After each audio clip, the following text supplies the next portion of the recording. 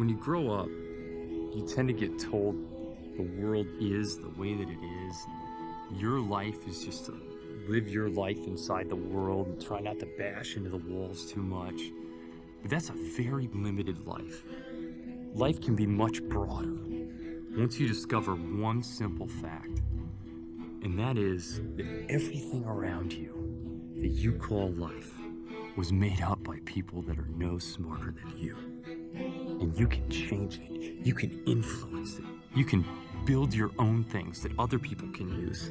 It's to shake off this erroneous notion that life is just there and you're just gonna live in it versus embrace it, change it, improve it, make your mark upon it. And once you learn that, you'll never be the same again.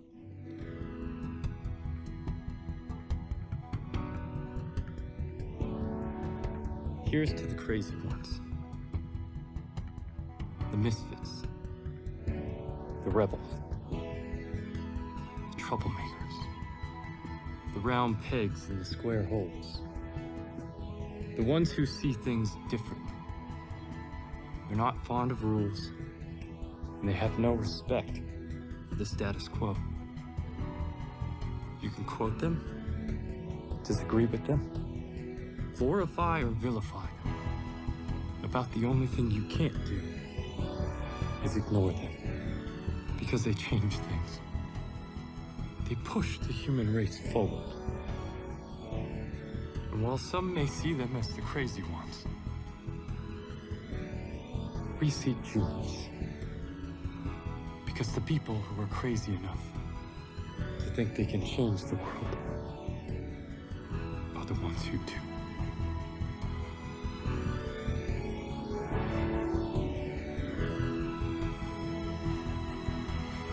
What was that?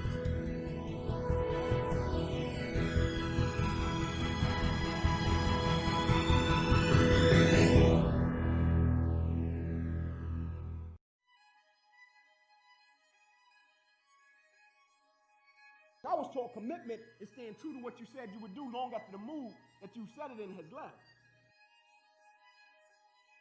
Because we say things when the mood is right? But when the environment and the mood changes, we back off of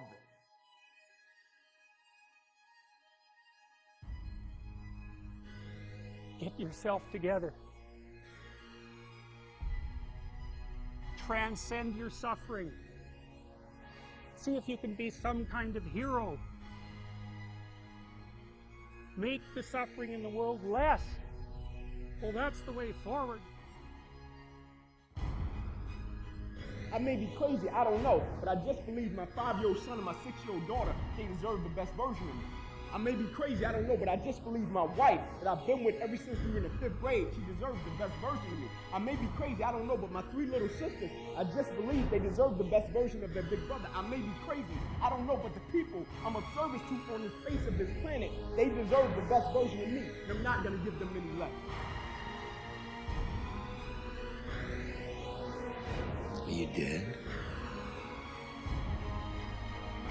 And obviously you didn't fucking die when the dog slapped you.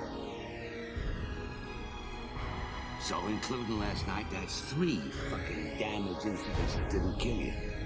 Pain, or damage, don't end the word, or despair, or fucking beatings. The world ends when you're dead.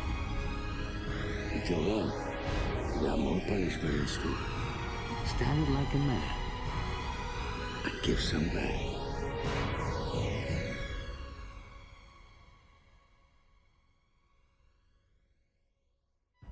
If you're gonna try, go all the way. This could mean losing girlfriends, wives, relatives, jobs, and maybe your mind. Go all the way.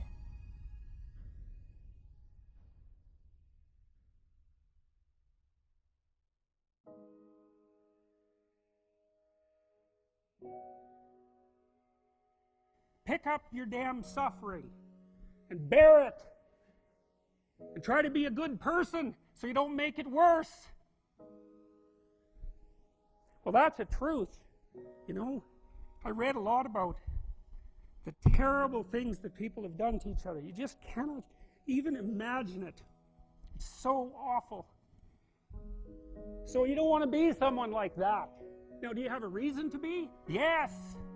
You have lots of reasons to be. God, there's reasons to be resentful about your existence. Everyone you know is going to die. You know, you too. And there's going to be a fair bit of pain along the way, and lots of it's going to be unfair. It's like, yeah, no wonder you're resentful. It's like, act it out and see what happens.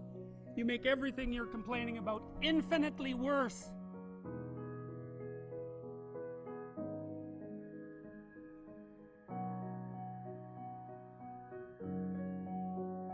There's this idea that hell is a bottomless pit, and that's because no matter how bad it is, some stupid son of a bitch like you could figure out a way to make it a lot worse.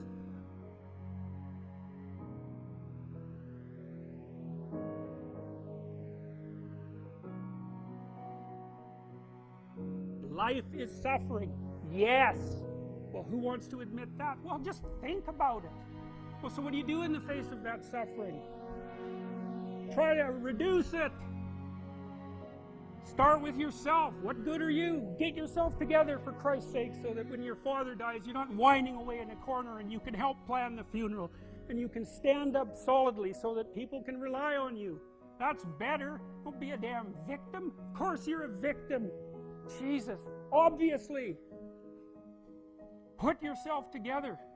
And then maybe if you put yourself together, you know how to do that. You know what's wrong with you, if you'll admit it. You know there's a few things you could, like, polish up a little bit, that you might even be able to manage in your insufficient present condition. And so you might shine yourself up a little bit, and then your eyes will be a little more open, and then you can shine yourself up a little bit more, and then maybe you could bring your family together instead of having them be the hateful, spiteful, neurotic, infighting batch that you're, like, doomed to spend Christmas with. So then you fix yourself up a little bit, kind of humbly, because, you know, God, you're a fixer-upper if there ever was one. And then you got to figure out, well, can you figure out how to make peace with your idiot brother? And probably not, because he's just as dumb as you, so how the hell are you going to manage that?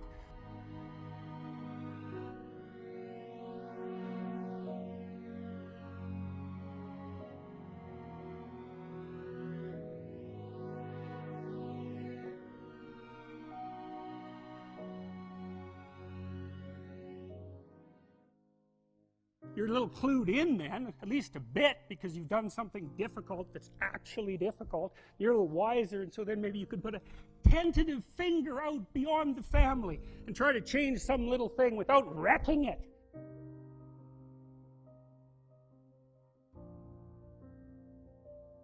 Things are complicated, and to fix things is really hard.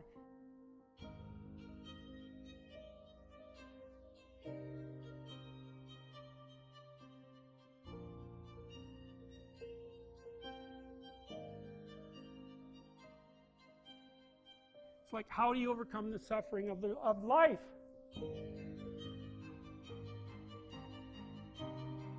How do you overcome the suffering of life? Is be a better person.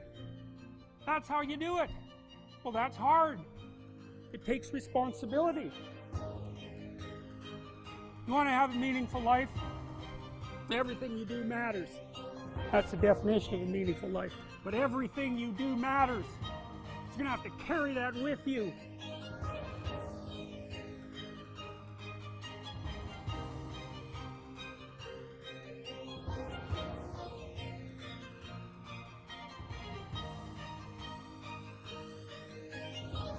You're stuck in meaninglessness, but you don't have any responsibility. Which one do you want?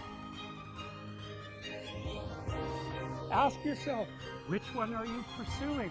And you'll find very rapidly that it isn't the majority of your soul that's pursuing the whole meaning thing, because, well, look what you have to do that.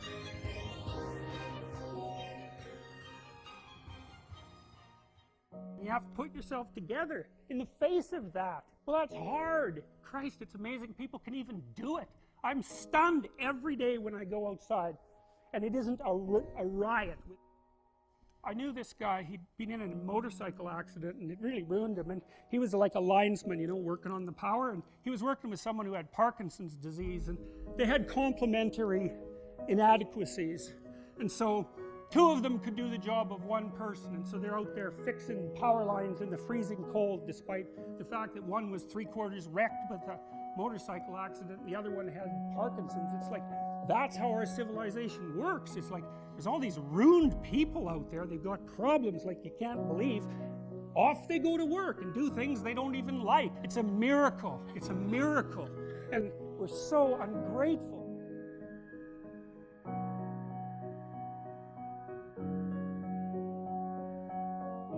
You know, they don't know that they're surrounded by just a bloody miracle. It's a miracle that all this stuff works.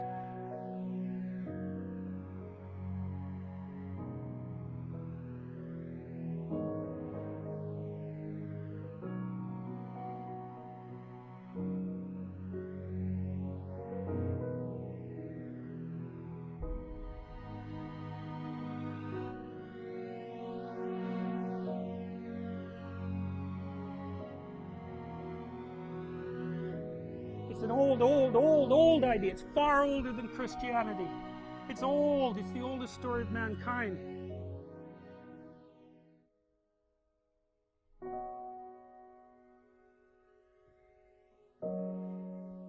Get yourself together. Transcend your suffering. See if you can be some kind of hero. Make the suffering in the world less. Well, that's the way forward, as far as I can tell, if there is any way forward.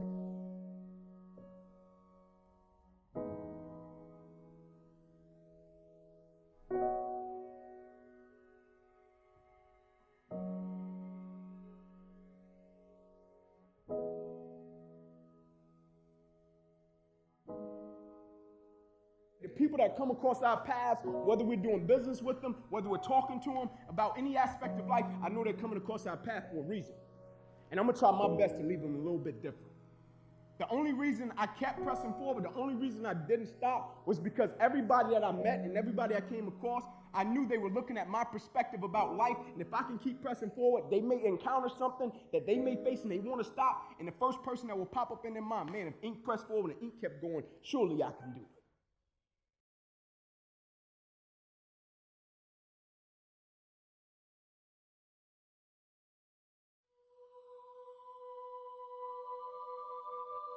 I made a self-promise to when I was a little kid. I promised myself that I would never leave the gym a loser. I learned about life in the gym. Everything I know about life, I learned at the squat rack. I learned how to fail in the gym. I learned how to fail and fall on my face many, many times that you never read about. And I keep getting up. People say, yeah, you were lucky.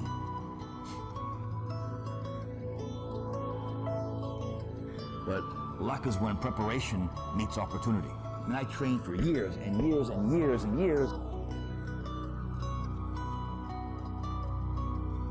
I wasn't talented. I wasn't talented in bodybuilding. I didn't have any genetics. Forget about genetics. To hell with genetics. I will not be a victim to my genetics. I don't care. I don't care. I don't have a small waist. To hell with it. But God gave me the leg thing. I didn't like squatting at all, to tell you the truth. It's scary. Your hands sweat, you get nervous, and you get kind of anxious.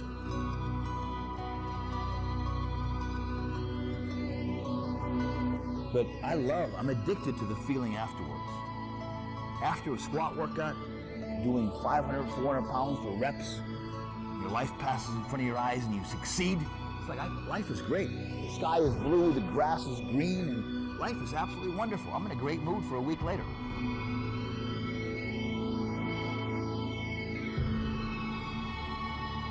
And nothing you can't do. Nothing you can't do in this gym if you really want to.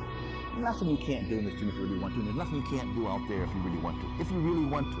If it's like breathing to you, you'll find a way to get it done.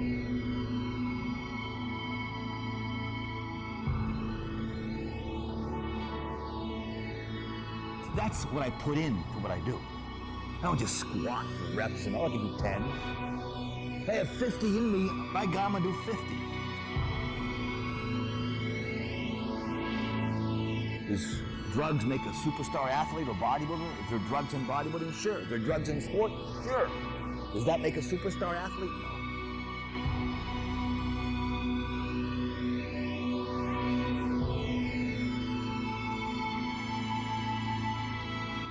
drugs doesn't make a superstar. A superstar makes a superstar. I don't even think it's genetics. I often think, wait, it's not genetics, it's an attitude. It's a belief system that makes a superstar.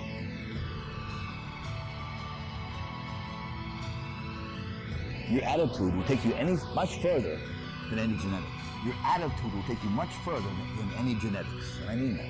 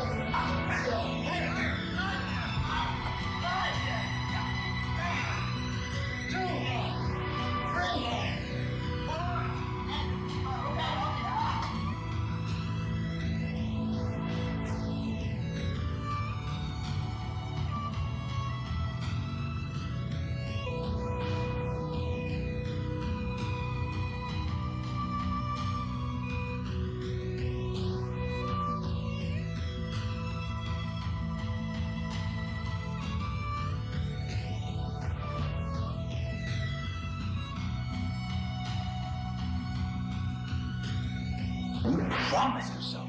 You fucking promise yourself you'll be the best fucking person you can be.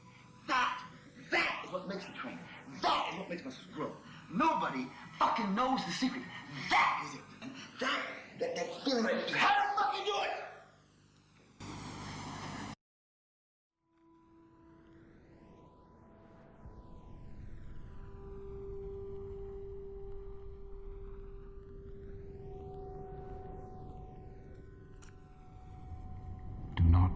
Gentle into that good night.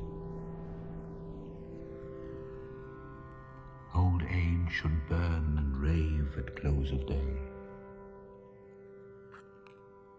Rage, rage against the dying of the light. Though wise men at their end know dark is right, because their words had forked no lightning, they do not go gentle into that good night. Good men, the last wave by, crying how bright their frail deeds might have danced in the green bay. Rage, rage against the dying of the light. Wild men who caught and sang the sun in flight, and learned too late they grieved it on its way. Do not go gentle into that good night.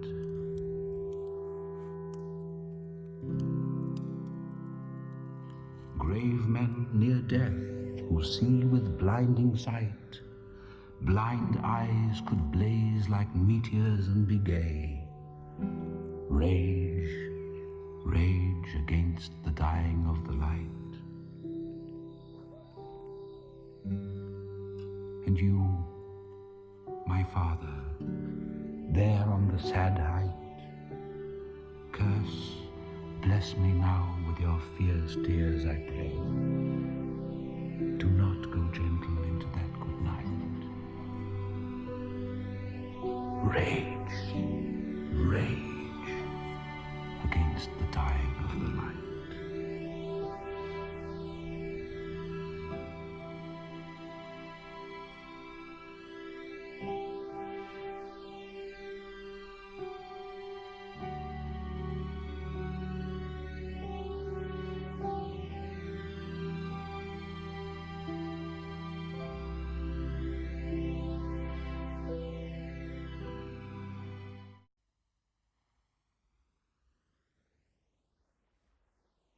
Poetry, beauty, romance, love. These are what we stay alive for. The stars aren't just balls of gas burning billions of miles away. They are also a reminder of the brief time we share on this planet. Beautiful things don't ask for attention. What if I were smiling and running into your arms? It's not all about me. And even though I'm in pain, it's worth sticking around to maybe make my little corner of the world a slightly better place. Words and ideas can change the world. You are not God. You're only human. Humanity, the choice we make, the path we choose. I always believed it would take a lifetime to understand the human heart. In the end, all it took was a single day. Life is a gift. We must celebrate it. We have to dance to show God we're grateful to be alive.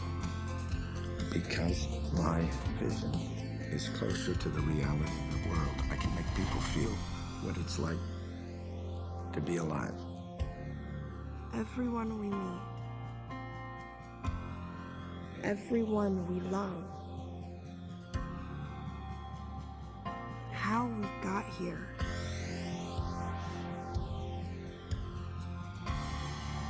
what path we choose, and who we choose to remember. Soldiers, in the name of democracy, let us all unite! They are all a part of our story.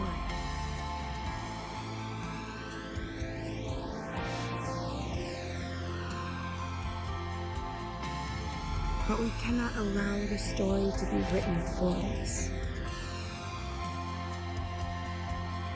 Because we don't have forever. Sometimes, all we have is a single day.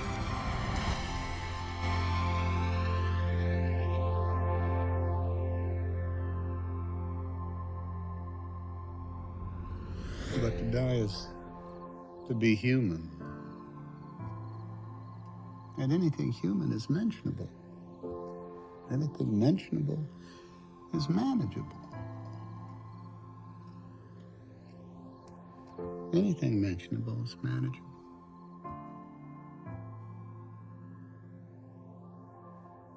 I said it before and I'll say it again. Life moves pretty fast. You don't stop and look around once in a while, you could miss it.